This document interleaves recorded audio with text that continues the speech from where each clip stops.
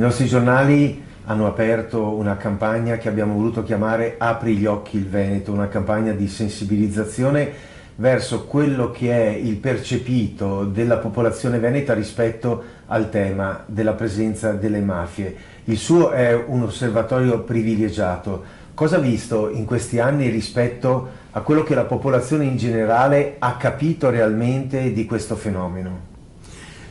Ma a me pare di poter dire che in questi anni, che sono stati degli anni molto impegnativi con ottimi risultati in tema di indagini e di successive condanne, non mi pare che a questa attività sia conseguita una presa di coscienza reale della società civile e neanche degli organi rappresentativi della società civile. Ci siamo trovati in tante occasioni senza il conforto naturalmente parlo di un conforto processuale, non di un conforto generale, cioè ad esempio abbiamo nei processi che abbiamo ormai a dibattimento c'è stata una scarsissima attività delle parti civili perché abbiamo avuto pochissimi casi di costituzione di parti civili. Devo dire che però in questo quadro gli enti pubblici, in particolare la Regione Veneto, finora si è sempre costituita.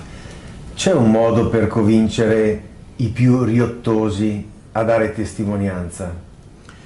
Ma guardi, io penso che il problema non sia tanto quello della riottosità dei singoli, è un problema di dato culturale, cioè la mia sensazione è che il Veneto, che viene da una lunghissima tradizione di serenità, di pace, di lavoro, di riscontri economici, su questi argomenti, cioè sul problema della presenza della criminalità organizzata, sia rimasto un po' indietro.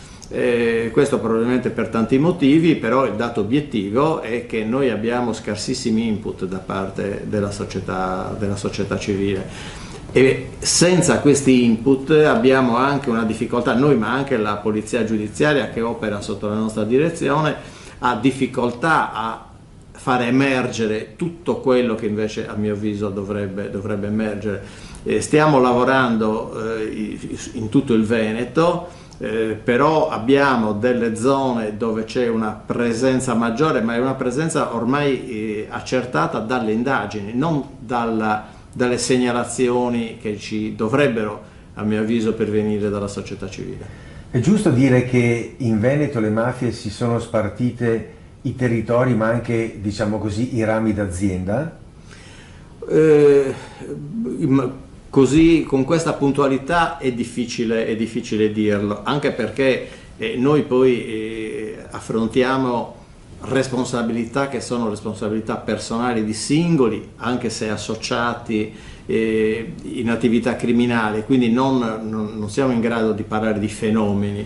Quindi noi possiamo solamente dire che dalle nostre indagini nei confronti di singoli soggetti e di gruppi organizzati emergono alcune cose. Queste cose a mio avviso non possono farci dire che c'è una divisione dei settori merceologici, perché in realtà per quello che abbiamo potuto vedere finora la criminalità organizzata è presente in tutti i settori, da quelli più banali, più semplici e iniziali, che sono tendenzialmente legati all'edilizia, all'attività di ristorazione e devo dire anche ad attività imprenditoriali più complesse e più organizzate.